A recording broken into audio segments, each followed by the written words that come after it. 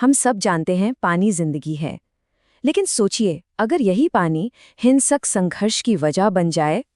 राजस्थान की सूखी जमीन पर ठीक यही हो रहा है। आज हम एक ऐसी ही झड़प की कहानी में उतर रहे हैं जो सिर्फ एक लोकल झगड़ा नहीं है। नहीं नहीं, ये एक बहुत बड़े जल संकट की झलक है। एक ऐसा संकट जो पूरे इलाके के भविष्य पर सवालिया निशान लगा रहा है। जरा इन शब्दों पर गौर कीजिए। फैक्ट्री पर्यावरण को प्रदूषित करेगी और जमीन को बंजर बना देगी। ये सिर्फ एक नारा नहीं है, ये एक डर है, अपने वजूद को बचाने का डर। टिब्बी के किसानों के लिए जमीन का टुकड़ा सिर्फ मिट्टी नहीं है, वो उनकी विरासत है, उनका भविष्य है। और ये डर कि कोई फैक्ट्री आएगी और सब कुछ जहरीला कर देगी, ये असल में सब कुछ खो देने का डर है।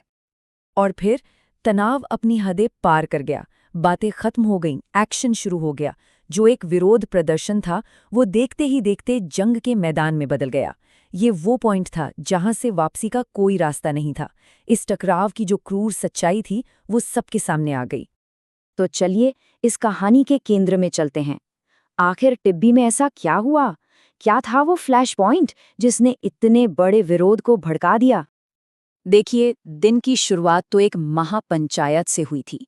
एक कोशिश थी कि शांति से कोई हल निकल आए, लेकिन लोगों की हताशा का बांध टूट गया। प्रदर्शनकारियों ने फैक्ट्री की दीवार ही तोड़ दी और बस इसके बाद हालात तेजी से बिगड़ने लगे। पुलिस ने लाठी चार्ज किया, आंसू गैस छोड़ी और जवाब में भीड़ ने गाड़ियां जला दी। चारों तरफ अफरा तफरी मच गई और फिर कम्युनिकेशन को रोकने के लिए इंटरनेट भी बंद कर दिया गया। तो यहाँ पर दो पक्ष बिल्कुल आमने सामने खड़े हैं। एक तरफ है किसान, जिन्हें अपनी आजीविका, अपनी जमीन छिन जाने का डर है, उन्हें लगता है प्रदूषण सब खत्म कर देगा। और दूसरी तरफ है 450 करोड़ रुपए का एक बड़ा इथेनॉल प्लांट, जो विकास और तरक्की का वादा कर रहा है। ये एक क्लासिक टकराव है ना? समुदाय का भविष्य बनाम इंडस्ट्रियल ग्रोथ। लेकिन सवाल ये है कि सिर्फ एक फैक्ट्री के लिए इतना गुस्सा क्यों? क्योंकि ये लड़ाई असल में फैक्ट्री की है ही नहीं। ये लड़ाई उस चीज के लिए है जिसकी फैक्ट्री को जरूरत है, और वो है पानी, राजस्थान का सबसे कीमती और दुर्लभ संसाधन। तो इस पूरे संघर्ष को समझने के लिए हमें जरा जूम आउट करके राजस्थान के जल संकट की बड़ी तस्वीर देखनी होगी। राजस्थान का भूगोल ही इसकी आधी कहानी कह देता है। राज्य का ज्यादातर हिस्सा, जैसा कि हम देख सकते हैं, या तो सूखा है या अर्ध सूखा, मतलब बारिश का कोई ठिकाना नहीं, और जब होती भी है तो बहुत कम। सीधी सी बात है, ये वो जगह नहीं जहां पानी की कोई कमी न हो। यहाँ तो पानी की हर एक बूंद की कीमत है। 140%। ये नंबर चौंकाने वाला है। जरा इस पर गौर कीजिए। इसका मतलब क्या है? मतलब ये कि जमीन के नीचे प्रकृति अगर 100 लीटर पानी वापस डालती है तो राजस्थान उसमें से 140 लीटर निकाल रहा है। ये तो बिल्कुल भी सस्टेनेबल नहीं है। ये वैसा ही है जैसे आप अपने बैंक अकाउंट से पैसे निकालते जा रहे हैं जो पहले से ही खाली है, और आपका कर्ज बस बढ़ता ही जा रहा है। तो नतीजा क्या है? एक जबरदस्त होड़ मची हुई है। देखिए, किसानों को अपनी फसलों के लिए पानी चाहिए, गांव वालों को पीने के लिए और अपने रोजमर्रा के कामों के लिए पानी चाहिए, और अब इस होड़ में इंडस्ट्री भी शामिल हो गई है, जिसे अपना हिस्सा चाहिए। सबके सब एक ही सीमित, लगातार घटते हुए पानी के सोर्स पर निर्भर हैं, और ये पानी सबके लिए काफी नहीं है। और अब इस पूरी कहानी में एंट्री होती है एक नए और बहुत प्यासे खिलाड़ी की, इंडस्ट्री, जिसे चलने के लिए बहुत बहुत ज्यादा पानी की जरूरत होती है। यहाँ पर राज्य की पॉलिसी में ही एक बुनियादी दिक्कत नजर आती है। एक तरफ तो सरकार कहती है कि हमें औद्योगिक विकास चाहिए, रोजगार चाहिए, अच्छी बात है, लेकिन जमीनी हकीकत ये है कि जो इंडस्ट्रीज सबसे ज्यादा पानी इस्तेमाल करती हैं, उन्हें लगाया भी उन्हीं इलाकों में जा रहा है जहां पानी की सबसे ज्यादा किल्लत है। ये तो सीधे सीधे टकराव को दावत देने जैसा है। अच्छा, कई लोगों को लगता है कि खेती के मुकाबले इंडस्ट्री तो कम ही पानी इस्तेमाल करती होगी, लेकिन यहाँ कहानी में एक ट्विस्ट है। सिर्फ मुट्ठी भर इंडस्ट्रीज है, जैसे कि टेक्सटाइल, सीमेंट, पावर प्लांट्स, जो इंडस्ट्री के हिस्से का लगभग सारा का सारा, मतलब 85% पानी इस्तेमाल कर जाती हैं। ये जो प्यासे सेक्टर्स हैं, ये पानी के रिसोर्स पर अपनी गिनती से कई ज्यादा बड़ा असर डालते हैं। तो अब जब स्थिति इतनी गंभीर है तो सवाल उठता है कि इसका हल क्या है? क्या कुछ किया जा सकता है?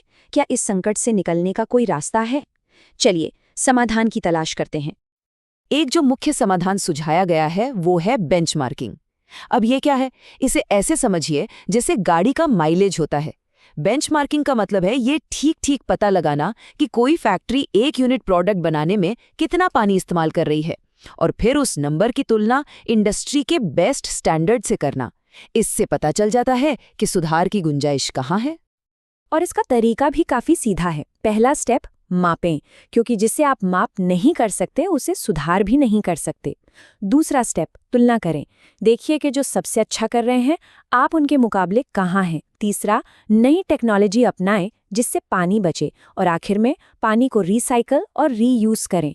ये एक सिंपल सा डेटा पर आधारित रोड मैप है। चलिए एक असली दुनिया का उदाहरण देखते हैं, जैसे एक मिल्क प्रोसेसिंग प्लांट। अब सोचिए, टैंकों की सफाई से लेकर दूध को पास्चराइज करने तक हर एक स्टेप में पानी लगता है। बेंचमार्किंग के जरिए हर एक स्टेप को एनालाइज किया जा सकता है, ये पता लगाने के लिए कि पानी बर्बाद कहाँ हो रहा है, और फिर ठीक उसी जगह पर सुधार किया जा सकता है। लेकिन यहाँ एक बहुत बड़ी रुकावट है। हमारे देश का जो पर्यावरण कानून है वो मुख्य रूप से पानी की क्वालिटी पर ध्यान देता है। मतलब पानी गंदा तो नहीं हो रहा, प्रदूषण तो नहीं फैल रहा। पर वो कानून पानी की क्वांटिटी के बारे में ज्यादा कुछ नहीं कहता।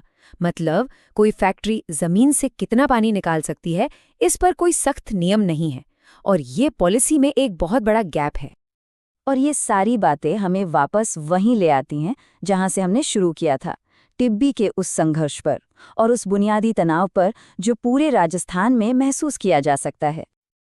असल में ये पूरा संघर्ष पैदा ही इसलिए होता है क्योंकि बड़े बड़े फैसले, जैसे कि फैक्ट्री कहाँ लगेगी, ये जमीन की उपलब्धता या आर्थिक फायदे देकर लिए जाते हैं। इस बात पर ध्यान नहीं दिया जाता कि वहाँ पानी है भी या नहीं। राजस्थान की जो सबसे बड़ी सच्चाई है, पानी की भयानक कमी, उसे अक्सर नज़रअंदाज कर दिया जाता है।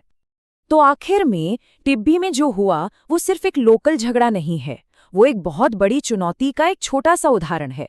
सवाल सिर्फ राजस्थान के लिए नहीं, हम सबके लिए है कि कोई भी इलाका आर्थिक विकास और अपने सबसे कीमती सीमित संसाधन के बीच संतुलन कैसे बनाए। इस सवाल का जवाब ढूंढना ही शायद हमारे समय की सबसे बड़ी चुनौतियों में से एक है।